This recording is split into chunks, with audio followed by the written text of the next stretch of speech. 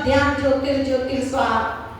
प्रातः काल हम सूर्य से प्रकाश लेते हैं तो हम सूर्य को उद्देश्य करके कहते हैं सूर्यो ज्योतिर्ज्योति सूर्या स्वाहा, सूर्यो वर्चो ज्योतिर्वर्चा स्वाहा, ज्योति सूर्या सूर्यो ज्योति स्वाहा। और सूर्य की प्रतिनिधि अग्नि होती है, इसलिए सायंकाल हम अग्नि से प्रकाश लेते हैं तो हम क्या कहते हैं अग्निर ज्योतिर्ज्योतिरग्नि स्वाहा, अग्निर्वर्चो ज्योतिर्वर्चा स्वाहा, ओम स्वाहा। तो इस प्रकार से इसके ये दो सिर माने गए हैं यज्ञ रूपी बैल के। और सप्तहस्तासो, 7 हाथ हैं। अब 7 हाथ कौन कौन से हैं? ये 7 छंद ही इसके 7 हाथ माने गए हैं। हमारे जो वेद मंत्र हैं ये छंदोबद्ध हैं। गायत्री मंत्र जिसको हम कहते हैं, गायत्री छंद के कारण गायत्री मंत्र कहलाता है। गायत्री छंद 24 मात्रा का होता है। भूर्भुवः स्वः 3 महाव्याहृतियां हैं। मंत्र प्रारंभ हुआ तत्सवितुर्वरेण्यं भर्गो देवस्य धीमहि धियो यो न प्रचोदयात्। 8 मात्रा के 3 पाद है। 8 त्रिक 24 मात्रा का एक गायत्री छंद हुआ। दूसरा 28 मात्रा का है उष्णिक, 32 मात्रा का है अनुष्टुप और 36 मात्रा का है बृहति, 40 मात्रा का है पंक्ति और 42 का है जगती। गायत्री, उष्णिक, अनुष्टुप, बृहति, जगती, पंक्ति, त्रिष्टुप। हाँ, एक त्रिष्टुप है। ये 7 छंद हैं। ये 7 छंद ही इसके 7 हाथ माने गए हैं। और त्रिनाबद्धो 3 प्रकार से ये बंधा हुआ है।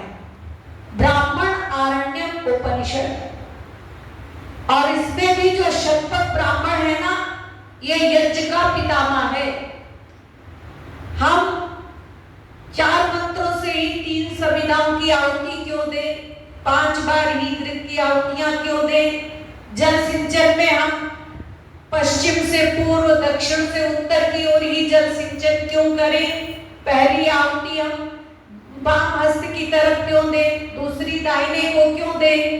सुष्टकृत मंत्र की आहुति क्यों दे, मौन आहुति क्यों दे? सारी चीजों का विश्लेषण इन ग्रंथों में है।